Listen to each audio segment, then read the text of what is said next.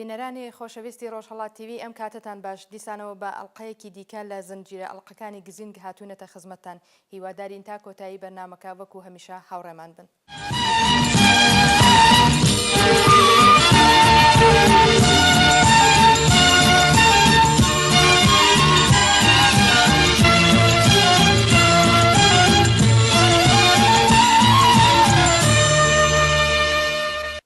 هەروەک دەبینین بارودۆخی کۆمەلگای ئێران چ لەباری سیاسی و چ لەباری ئابووری و کەلتوریەوە ڕۆژ بەڕۆژ بەرەو ئاراستەیەکی نزمتر دەچێت و ئەم وڵاتەی بۆ ژیانکردن وەکو وڵاتێکی نایستاندار لە دنیادا ناساندووە.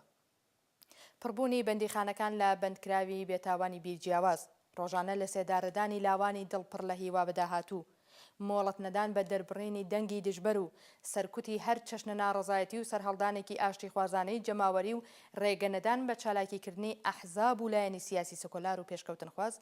زۆر یەک هۆکاری دیکە ئێرانی بە وڵاتێکی لەباری سیاسیەوە دیکتاتۆر زەدە و دیکتاتۆر پەروە لە دنیادا ناساندووە. لەباری ئابووری نەبوونی پرۆژە و بەرنامەی زانستی ئابووری و کەمبوون و یا هەر نەبوونی کەسی شارەزا لە جمگە ئابووریەکانی دەسەڵات و ناوەندی دەسەڵاتی ئابووری وڵات و هەروەها لەم چەند ساڵەی دوایی گوشاری ئابووری وڵاتانی جیهانی بۆ سەر ئەم وڵاتە بەهۆی ناڕوونی بەرنامە بێدەستکەوتە ئەتۆمیەکەی و زۆر هۆکاری دیکە سفرەی خەڵکی و گیرفانی لاو و پیری ئەم وڵاتەی خاڵی و هیوا بە داهاتووی لەم وڵاتە کەمڕەنگتر کردوێتەوە. بارودۆخی کەلتوریش لە دوای هاتنە سەرکاری ئەم حکوومەتە گەر لە بەشەکانی دیکە وەکو ئابووری و سیاسی خراپتر نەبوو بێت باشتر نەبووە.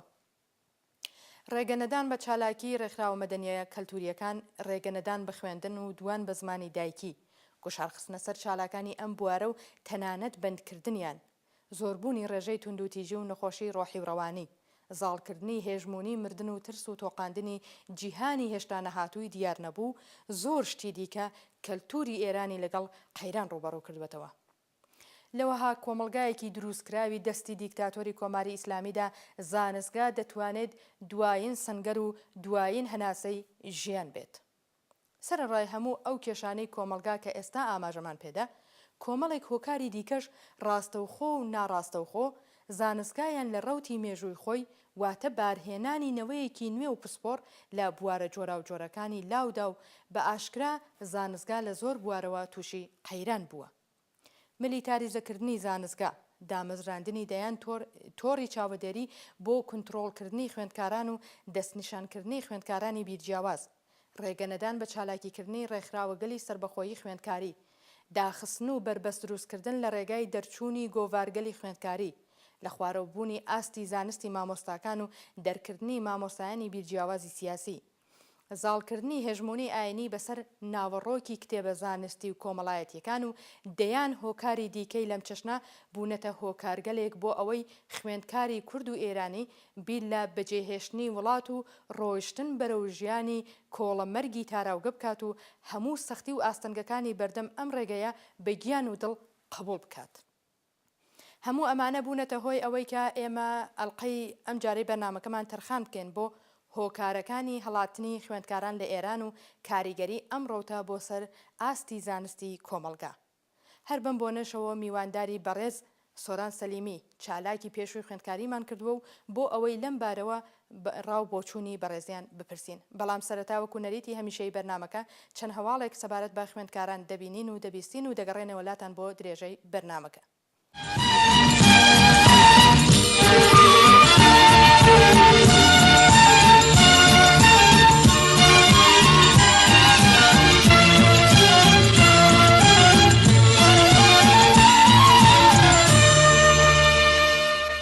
بەشداری نوێنەری کۆمەڵەی خوێندکارانی ڕۆژهەڵات لە کۆنفرانسی نێودەوڵەتی ڕێگای ئاشتی و دموکراسی. ئەم کۆنفرانسە نێودەوڵەتیە بۆ ماوەی 4 ڕۆژ و بە بەشداری و وتاربێژی نوێنەرانی لاوانی چوارپارچەی کوردستان و چەندین وڵاتی عەرەبی لەوانە میسر، لوبنان، فەلەستین، ئەلجەزایر، مەراکش و چەند وڵاتی دیکە بەڕێوەچوو. ڕۆژی هەینی 24 ڕێبەندان کۆنفرانسێکی نێونەتەوەیی لەژێر ناوی ڕێگای ئاشتی و دموکراسی میانەڕەوی دژ بە تۆندڕەوی لە شاری سلێمانی بە بەشداری نوێنەرانی ڕێکخراوەکانی کۆمەڵەی لاوان و خوێندکارانی ڕۆژهەڵات بەڕێوەچوو. بەپێی ئەم هەواڵە ئەو کۆنفرانسە نێونەتەوەییە بە چاودێری بەڕێز مەلا بەختیار لێپرسراوی دەستەی کارگێڕی مەکتەبی سیاسی یەکێتی نیشتمانی کوردستان، خوێندکاران و لاوانی یەکێتی نیشتمانی کوردستان، یەکێتی لاوانی سۆسیال دموکرات لە جیهانی عەرەبی و بە هاوکاری لاوانی سۆسیالیست ئەنتەرناسیۆناڵ و سەنتەری جیهانی ئۆلاف پاڵما بە مەبەستی گەیاندنی پەیامی ئاشتی و دموکراسی و دەربڕینی ڕاستەقینەی پشتیوانی هێزە میانەڕەوەکان دژ بە تۆندڕەوی بە تایبەتی تۆندڕەوی ڕێکخراوی دەوڵەتی ئیسلامی ناسراو بە داعش بەڕێوەچوو. جێگەی ئاماژەیە فواد محەممەدی و ئازاد سلێمانی وەکو نوێنەرانی ڕێکخراوەکانی کۆمەڵەی خوێندکارانی ڕۆژهەڵات و کۆمەڵەی لاوانی ڕۆژهەڵات لەو کۆنفرانسەدا بەشدار بوون.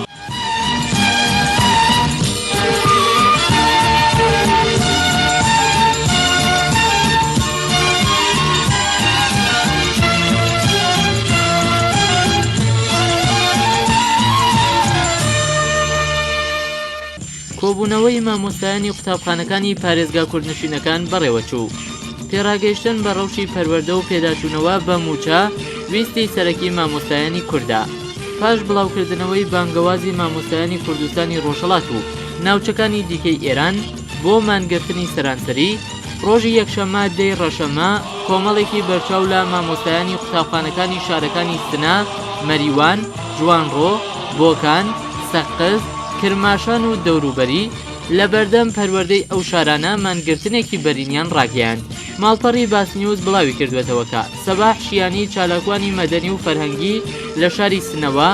لە لێدوانێکی تایبەتدا بە سەرچاوەی هەواڵەکەی ڕاگەیاندووە. ڕۆژی یەکشەممە لە کاتژمێر 9 بەیانی زیاتر لە 2000 مامۆستای قوتابخانەکانی سنە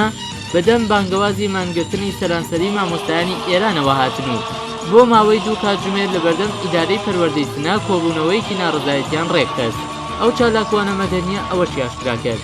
مامۆستایانی ناڕازی کورد داواکاریەکانی خۆیان لە بەیاننامەیەکی ئەشقاڵیدا خوێندوێتەوە و پاش 2 کاتژمێر مانگرتنەکە کۆتایی پێهاتووە.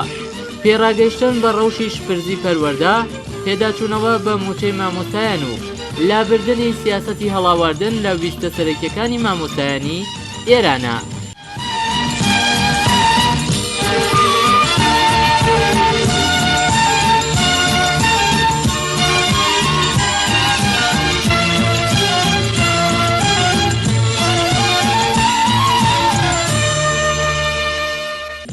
مامۆستایەکی کورد لەلایەن ئیتلاعاتەوە دەست بەسەر کرا.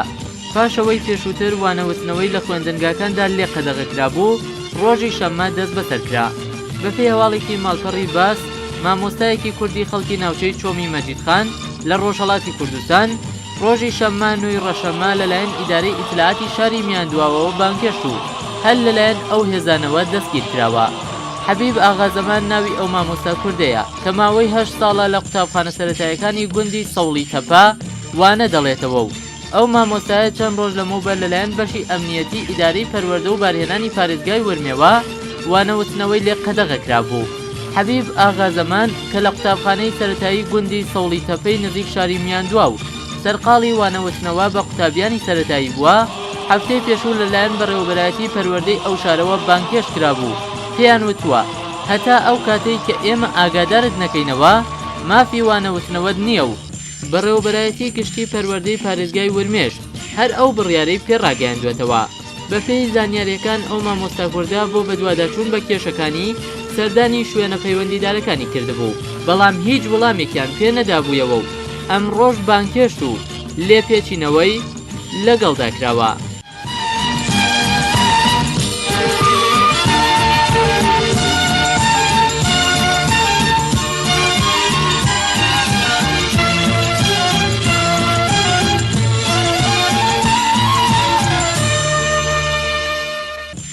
کۆبوونەوەی ناڕەزایەتی مامۆستایان لە دەیان پارێزگای ئێران.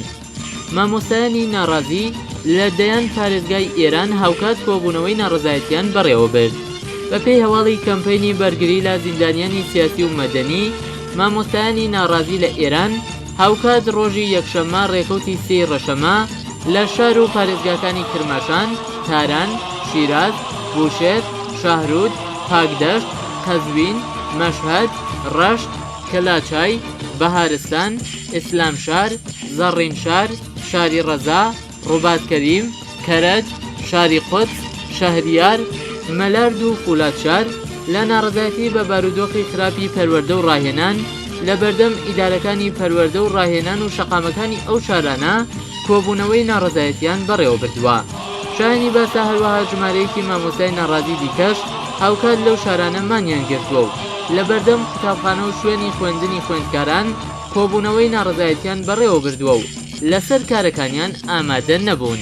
ئەو کۆبوونەوە ناڕەزایەتی و مانگرتنەی مامۆستایان وەکو ئاماژەی پێکرا بەهۆی خراپی بارودۆخی پەروەردە و ڕاهێنان و هەروەها بە دواخستنی هەڵدەستەکانیان هاتووەتە ئاراوە.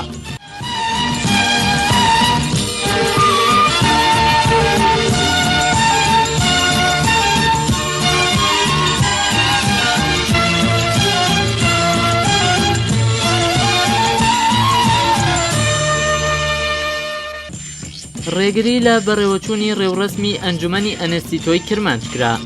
هێزەکانی ئیتلاعات و فەرمانداری ورمێ ڕێگریان لە بەڕێوەچوونی ڕێوڕسمی ئەنجومەنی خوێندکاری ئەنەستیتۆی کرمانج کرد.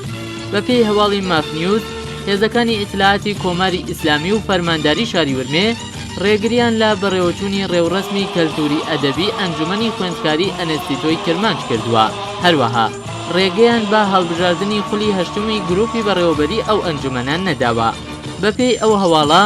ڕۆژی سێشەممە ڕێکەوتی 5 ڕەشەمە لە کاتێکدا بە مەبەستی بەڕێوەبردننی هەڵبژاردن و ڕێوڕسمی ئەنەستیتۆی کرمانج ماوەی 10 ڕۆژە کاری بۆ دەکرێت و شوێنی بۆ دابین دەکرێت، فەرمانداری شاری ورمێ و هێزەکانی ئیتلاعاتی کۆماری ئیسلامی لە کاتی بەڕێوەچوونی ئەو ڕێوڕسمە هەڵیان کوتاوەتە سەر هۆڵی بەڕێوەبردننی و ڕێگریان لێکردووە.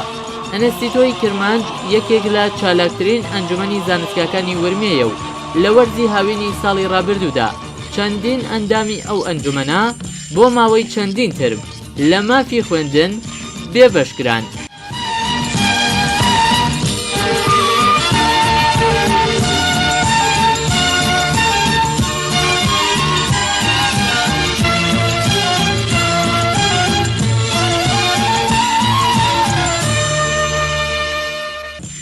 داخرانی کتێبخانەی بەهاییەکان لەلایەن هێزەکانی ڕژیمی ئێران. ماوەیەک پێش گەڵاڵەیەک لەلایەن هێزەکانی بەسیج لە بەشی فەرهەنگی سپا بڵاو کراوەتەوە و بەپێی ئەو گەڵاڵەیە هیچ شارۆمەندێکی بەهایی مافی خاوەنداری یان بەرپرسیارەتی کتێبخانەی نابێتە بێت. بەپێی هەواڵی مافنیوز لە درێژەی گوشاری هێزە حکوومیەکان بۆ سەر شارۆمەندانی باوەڕمەند بە ئاینی بەهایی، ئەم جارە هێزەکانی بەسیج لە ڕێکخراوەی فەرهەنگی سوپای پاسداران دەستیان داوەتە داخستنی ئەو کتێبخانانەی کە خاوەن یان بەرپرسەکانیان بەهایین و ئەم گەڵاڵەیە لە ڕۆژانی ڕابردوو لە شارەکانی سێمنان، یەزد و کرمان بەڕێوە چووە. بەپێی ئەو بڕیارە تا ئێستا 6 کتێبخانە لە شاری سمنان و یەزد کە شارۆمەندی بەهایی خاوەنیان بوون لەلایەن هێزەکانی سوپا و بە هاوکاری بەشی فەرهەنگی بەسیج داخراون. لە کۆماری ئیسلامی ئێراندا شارۆمەندانی باوەڕمەند بە ئاینی بەهایی مافی شارۆمەندیان نییە و چەندین جار بەشکاندنی گۆڕی کەسایەتیەکان و هێرشکردن بۆ سەریان و دەست بەسەربوونی چالاکانی باوەڕمەند بە ئاین بەهایی لەلایەن هێزەکانی حکوومەتی، سوکایەتی و بێحورمەتیان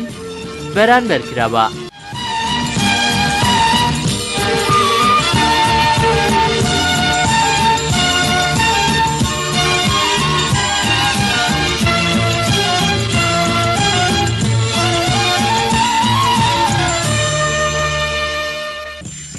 شارەنووسی چالاکێکی خوێندکاری کورد نادیارە. ڕێبوار کامرانیپور ماوەیەک پێش لەلایەن هێزەکانی ئیتلاعاتی ڕژیم دەست بەسەر و تا ئێستا هیچ زانیاریەک سەبارەت بە چارەنووسی لە ئارادا نییە. بەپێی هەواڵی کۆمیتەی پشتیوانی لە مافی نەتەوەکان لە ئێران ڕێکەوتی 19 سەرماوەز، ڕێبوار کامرانیپور چالاکی خوێندکاری و خەڵکی شاری مەریوان پاش ناساندنی خۆی بە ئیدارەی ئیتلاعاتی سنەت دەست بەسەر و تا ئێستا لە ستادی خەبەری ئیدارەی ئیتلاعات بەسەر دەبات. وەک لە هەواڵەکەدا هاتووە، یەک ڕۆژ پاش دەست بەسەربوونی ڕێبوار کامرانی پور واتە ڕۆژی 20 سەرماوەز، هێزەکانی حکوومەتی سەردانی ماڵی ناوبراو دەکەن و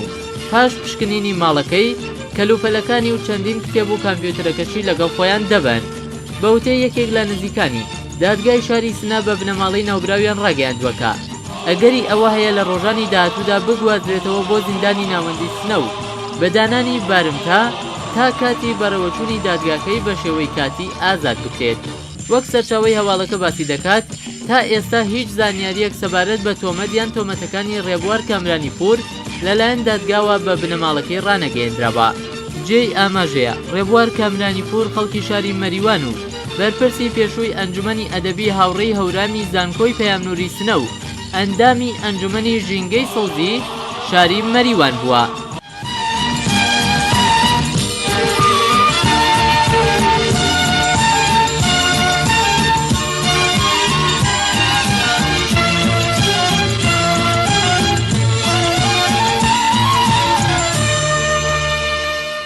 وەکو یەکەم پرسیار لە میوانی بەڕێزی بەرنامە دەپرسین کە بەڕای جەنابتان ڕۆشتن و کۆچکردنی بەلێشاوی خوێندکاران لە ئێران بەرەو تاراوگە چ کاریگەریەک بۆ سەرداهاتووی کۆمەلگای ئێران دادەنێت؟ هۆکاری سەرەکی بەجێهێشتنی وڵات لەلایەن خوێندکارانەوە چییە؟ وەڵامی ئەو پرسیارە کە لەڕاستی لە پرسیارێکی دووبەشیە، بەشی یەکەمەکەی لە سێ ئەهەسیا سێ توێژە بێ یا سێ ڕەهەندەوە بێ دەرواقع لێ بکۆڵینەوە. یەکەم دەرەنجامی ئابوووریەکەی شاید ڕەنگە زۆر کەس ئاگایانەوە نەبێت یا مەسەڵەن زۆر بیری لەوە نەکەنەوە، بەڵام بە دوو هۆکار ڕۆشتنی دەرواقع چینی خوێندکار و چینی پۆسپۆر و کارناس لە ئێران و خەڵاتنیان لە ئێران لە ڕاستیدا تەئسیری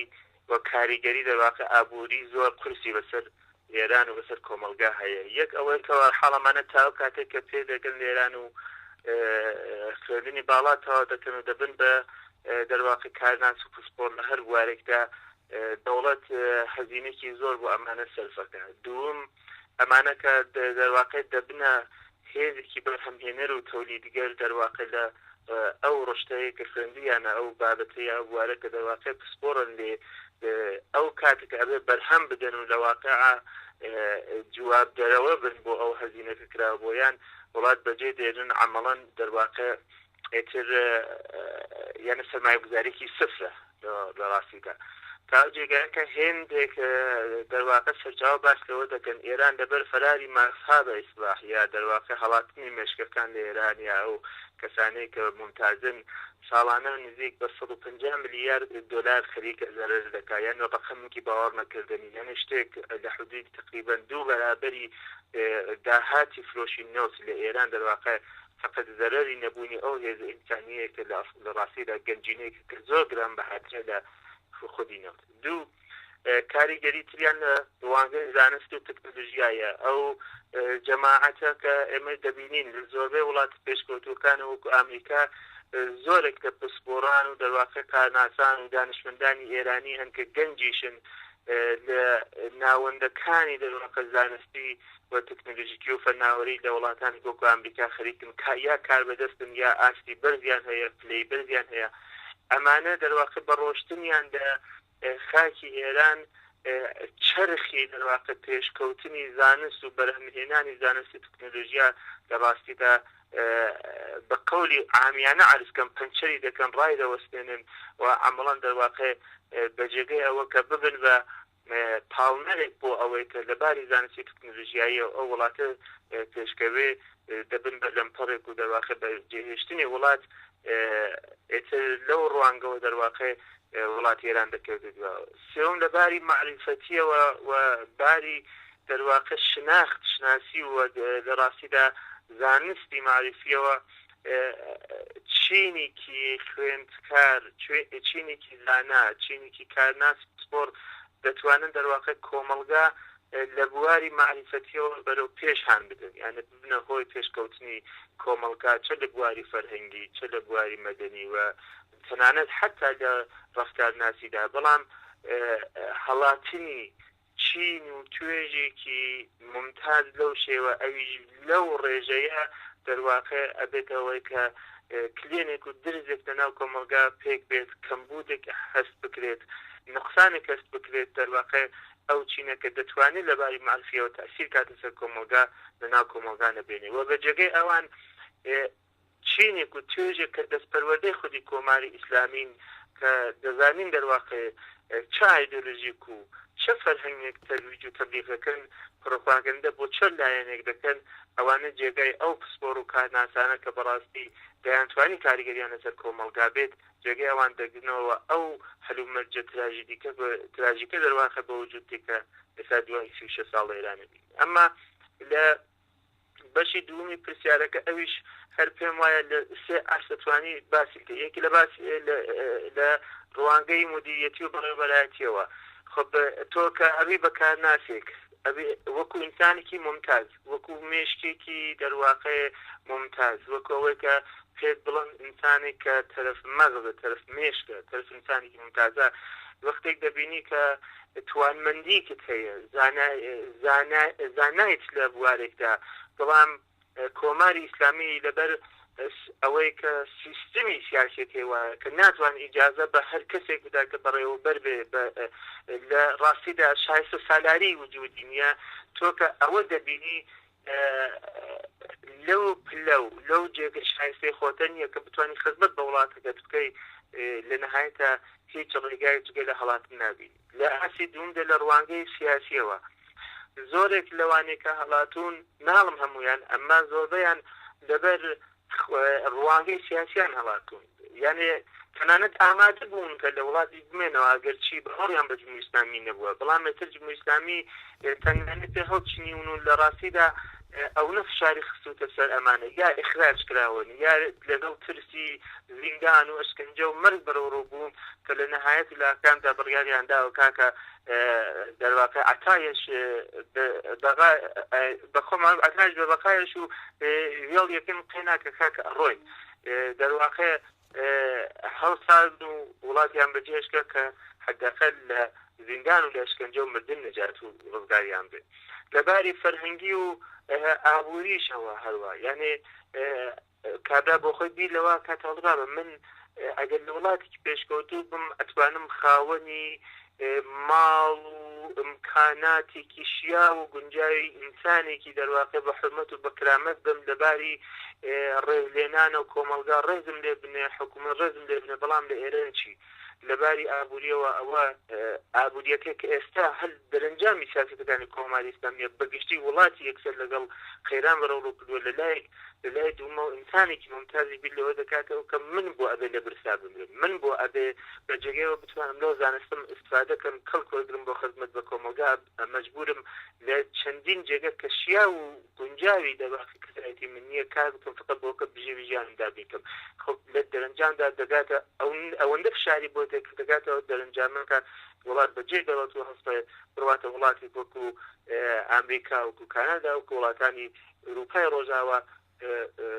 کردانێکم کەرامەت و حرمەتی بپارێزن دانێکم بەژێوی ژیانەکەی بە شێوەیە کە شیاوی ئەو کابرایە شیای ئەو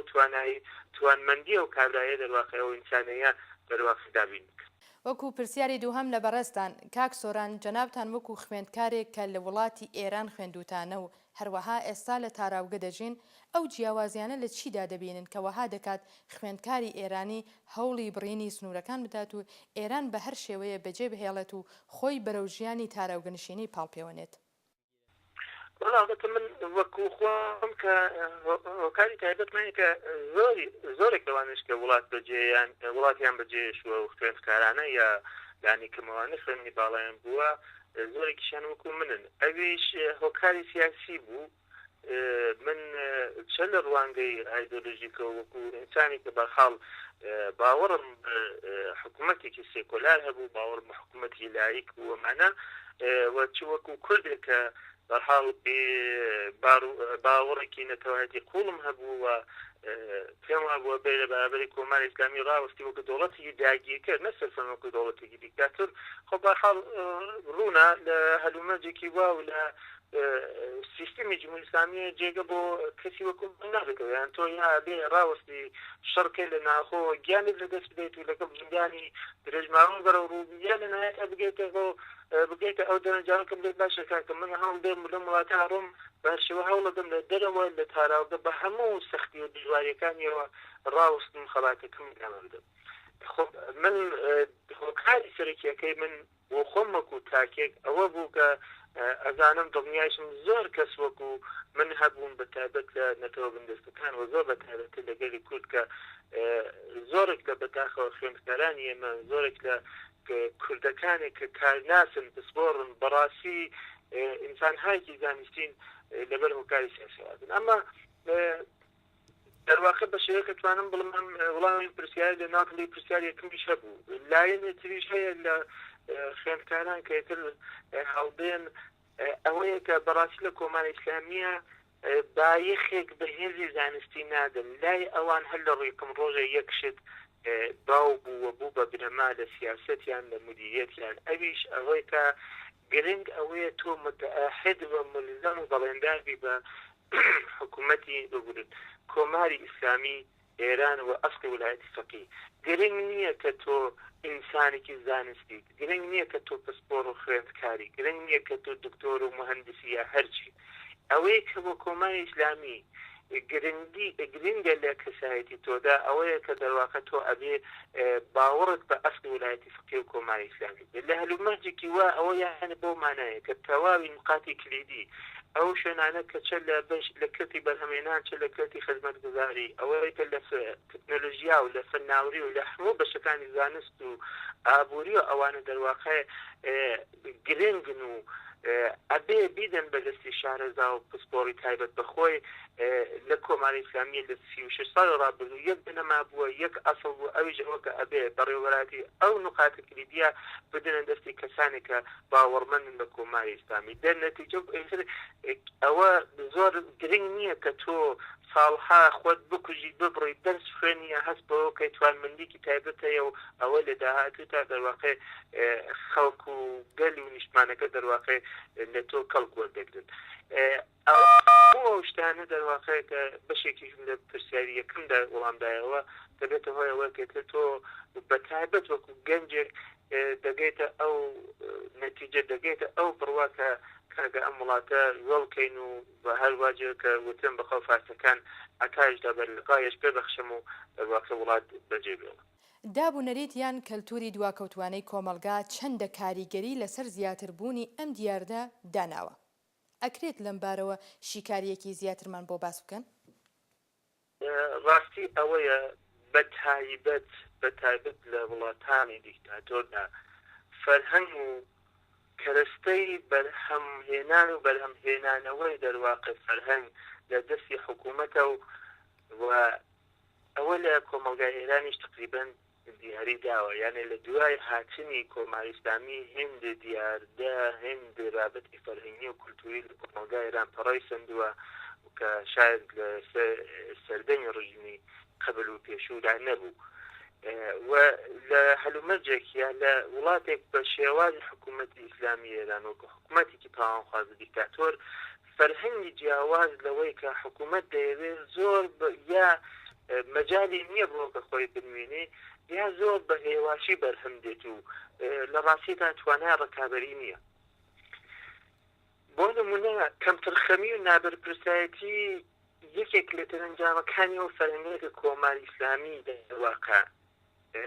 بەرهەمی هێناوە سەپاندویە بەسەر خەڵک یعنی تۆ لە وڵاتێک وەکو ئێران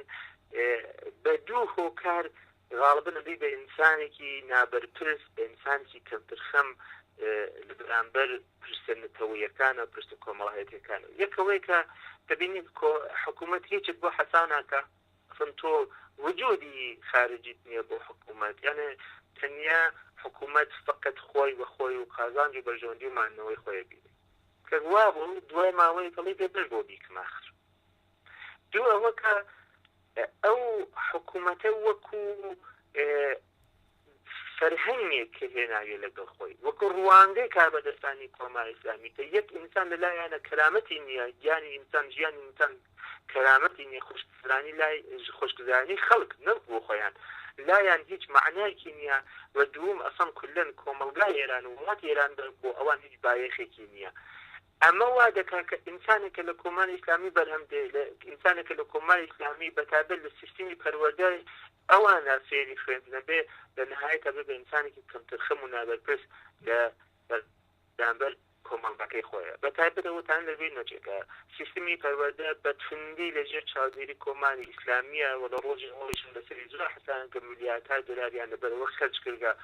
و تۆ لەوێ دەواقع شخصیت و کەسایەتی بەرهەم دێت و بەیانیش لەناو کۆمەلگا دەواقع بە پێ ئەو پەروەردەی کە کۆماری ئیسلامی کردویە هەڵس و کەوتەکەی و خۆ دیارە خروجی سیستمی پەروەردەی جمهوری ئیسلامی چۆن کەسێکە ئەتوانێت بێت و چۆن ذهنیەتی بەس لە ساڵانی ئەخیر و دواییدا ئەوە هێندە تعارضات ئێتە خەریکە یاواشەوەش لەناو کۆمەلگای ئێران تێک دێت تعارض لە نێوان فەرهەنگی کۆماری ئیسلامی و فەرهەنگێکی جەهانی ئەوەش هۆکارەکەی کۆمەلگای ئێران نییە ئەوە هۆکارەکەی ئەوە کە جیهان خەریکە ئەڕوا بەرەو جیهانی بوون لە جیهان خەریکە ئەبێ بە دێهات ولادێکی و یا گوندێکی زۆر بچووکی یەکگرتوو کەسبەکان نامێنێش بەهۆی تەکنۆلۆژیایە ئەوە تەکنۆلۆژیا و میدیا بەدەڕاستیدا بۆ بەهۆی ئەوە کە هێدی فەرهەنگێک جیاواز لە فەرهەنگی کۆماری ئیسلامی بێتە ناو کۆمەلگا خۆشبەختانە کە خەریکێتە تاسیرەکە لەسەر ڕوانگەکان بە مخالف و بە موافقی تەنانەت جمهوری ئیسلامیش کە پێم وابێ لە تعارضی ئەو دوودانەیە کە لە داهاتوو تا کۆماری ئیسلامی بە بوونبەستێکی تەواو دەگات هەر چەند ئێستاش بە بوونبەست گەیشتووە ئەو کاتە بەڵێ پێم وابێت ئەو فەرهەنگە متعارضە ئەتوانێت کاریگەری مثبتیشی هەبێت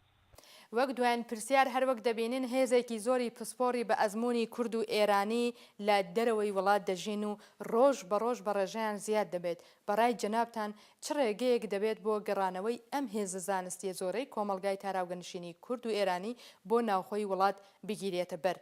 یان بۆ بەرگرتن و کەمکردنەوەی ئاستی بەجێهێشتنی وڵات لەلایەن خوێندکارانەوە دەبێت چ ڕێکارێک بگیرێتە بەر ئەمە پێم وانییە کارێکە بێت کە ئۆپۆزیسیۆن یا مەسڵ ئێستا بە شێوەی تایبەت و دەواقع بەرچاو یا بەپێی پرسیارەکەتان حزب یا لایەنێکی کوردی یا تەنانەت هەموو حزبەکانی کوردی بتوانن کاریگەری زۆریان لەسەر بێ یاخۆ بتوانن کارێک بکەن لەبەرەوەی کە ئەوە حکوومەت و سیستمێکە کە دەرواقع هەموو ناوەندەکانی دەسەڵات و داهات لە دەستدایە وڵاتێکی پان و بەرین وەکو ئێران لەژێ دەسەڵاتی ئەودایە و ئەو هۆکاری ئەسلی و تەنیا هۆکارێکە بووە بەهۆی ئەوەی کە منی خوێندکار منی کارناس منی پسپۆر منی زانست کەسی زانستی دەرواقع هەستمە وڵاتە بەجێ بێڵم و ڕێگای تاراوگە ببمە بێت کەوابوو من وەکو ئۆپۆزیسیۆن من وەکو حزبێک کە بەهشێوە ئیمکاناتم لە بەرامبەری ئەو حکوومەتە هیچ نییە ناتوانم بەستێنێکی وڵات دروست بکەم کە ئینسانێکی ممتاز کە هەڵاتوە لە ئێران بۆ قەناعەتت بێنم کە تۆ وەرەوە بۆ بگەڕێەوە بۆ وڵاتەکەت کە ئەزانم بگەڕێتەوەشە زۆر کاریگەری ئۆتۆڕیانی کە لەم مەقتەعەدا نابێت تەنیا ڕێگە زۆر بێت تعرف ڕاشتاوانە بۆم ئەوەیە کە حکوومەتی ئیسلامی بڕوخێ حکوومەتی ئیسلامی زۆر جار لەم ساڵانە داوە بە سەرۆکۆماری ئیسلامی بێناوە دوایەوە یادادامە زمانی ئەحمەدینژاد بردانی سری امتیاز و پڕۆپاگەندە و دروشمی زلزل و ئەمان و ئێستاش لەسەر دەمی ئەم کابرا کلیپ بەدەسە هەوڵیان داوە کە کارێک بکەن ئەو کەسانەی کە لە دەرەوە ئێران و کاریگەرن یا مەسڵ بەتابەت لە بواری سەرمایە و داهاتەوە یا بەحاڵ لەباری زانستی بگەڕێتەوە ئێران بەڵام تا ئێستا نەیتوانی و لەبەرەوەی کە سروشتی کۆماری ئیسلامی سروشتێکە کە لەگەڵ ریفۆرم و چاکسازی هێدی یا بە یەکجارەیی نایێتەوە ئەو حکوومەتە لەسەر یەک ئایدۆلۆژی تایبەت و زۆر ڕاشکاوانە بنیاتراوە کە تەنیا ڕێگایە کە ببێتە هۆی ئەوە کە تەغییر بکات فقط ڕووخانیە من پێم وایە تا کۆماری ئیسلامی لەسەر کار بێت ئەو شەپۆڵە لە هەڵاتن درێژە هەیە و ئەوانش کە هەڵاتون ئامادە ناون بگەڕنەوە زۆر سپاس بۆ میوانی بەڕێزی بەرنامە و هەروەها بۆ ئێوەی بینەر و بیسەری بەرنامەی گزین خۆشەویستان بەم شێوەیە گەیشتینە کۆتایی ئەم ئاڵقەی بەرنامەکەمان هیوادارم کە جێگای ڕەزامەندی ئێوە بوو بێت ئێوەی بەڕێز دەتوانن لە ڕێگەی ئادرسی فەیسبوک و جیمێلی بەرنامە پەیوەندیمان پێوە بگرن و ئێمە لە ڕاو بۆچوونەکانی خۆتان ئاگادار بکەنەوە تا گزنگێکی دیکە و شەوێکی دیکە بە هیوای داهاتوویەکی گەشت بۆ هەمووتان کات خۆش و ماڵاوە.